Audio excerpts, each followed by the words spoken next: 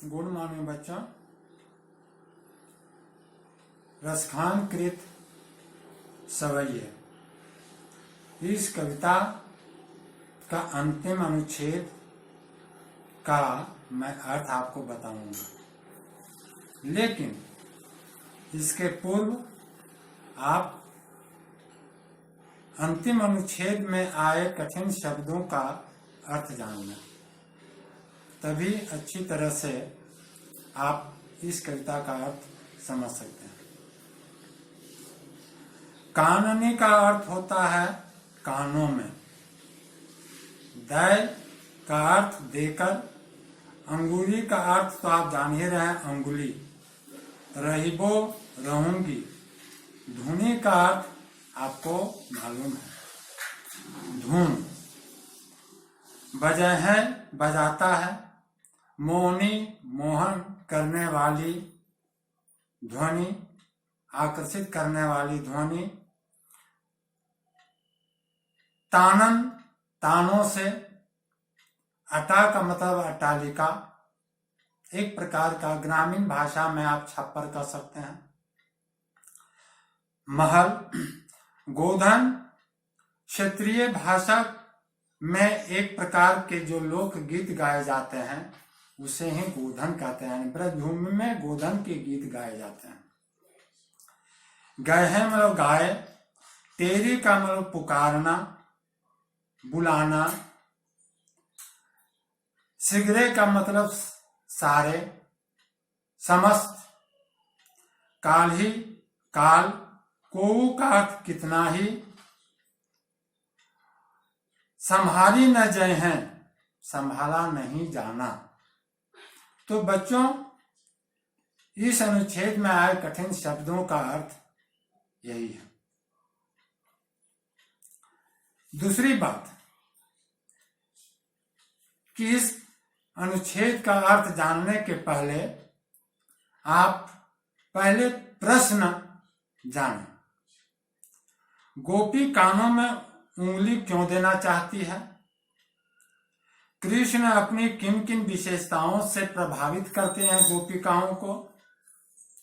गोपी अपने आप को संभाल कर क्यों नहीं रखना चाहती? गोधन का अर्थ क्या होता है और रसखान ने किस भाषा का प्रयोग किया है?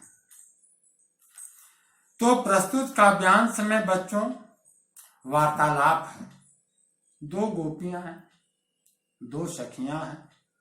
तो गोपी अपनी सखी से कहती है कि श्री कृष्ण की वंशी की जो धुन है वह मोहित करने वाली है। हे सखी, जब कृष्ण धीमे धीमे मधुर स्वर में वंशी बजाएंगे तो मैं अपने कानों में उंगली रख लूंगी। आखिर क्यों?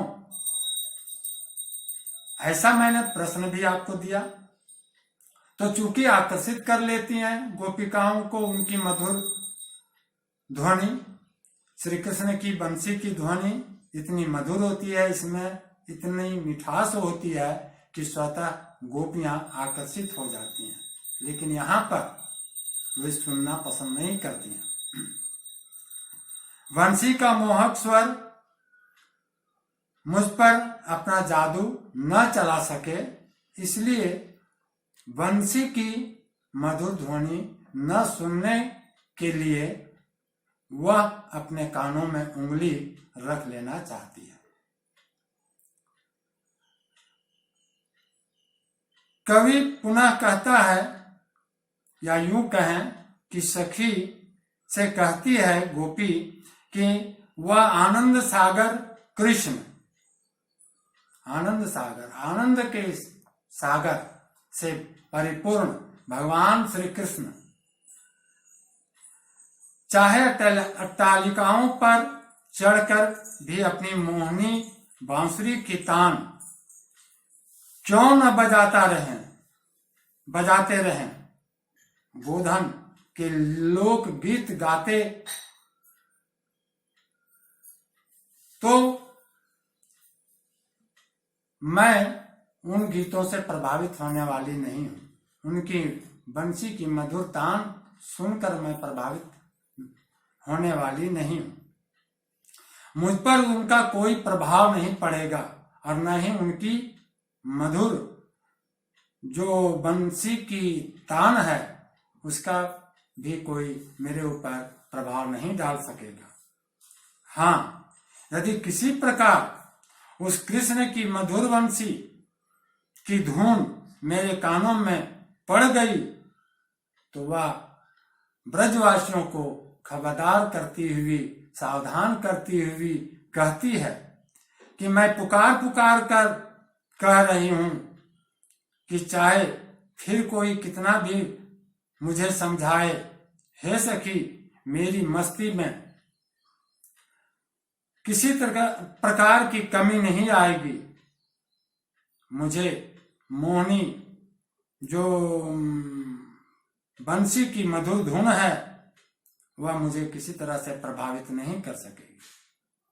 उसका जादू से मैं आकर्षित नहीं हो पाऊंगी। यदि उसका सुख उनके मधुर बंसी की तान चाहकर भी मुझे आकर्षित करना चाहेगी तो मैं आकर्षित नहीं होऊंगी। इसलिए हे ब्रजवासियों, मुझे संभाल कर रखना। यदि नहीं रख पाएंगे तो फिर बाद में मुझे मत कहना कि मैंने नहीं समझा। तो बच्चों, इस अनुच्छेद का अर्थ तो लगभग इतना ही है। अब इन प्रश्नों का जवाब आप अपने ढंग से संक्षिप्त रूप में देंगे और रसखान की जो सवैया है वह यहीं पर समाप्त हो जाता है। पुनः हम दूसरी कविता के साथ आपके सामने दूसरे दिन कक्षा में उपस्थित होंगे। धन्यवाद।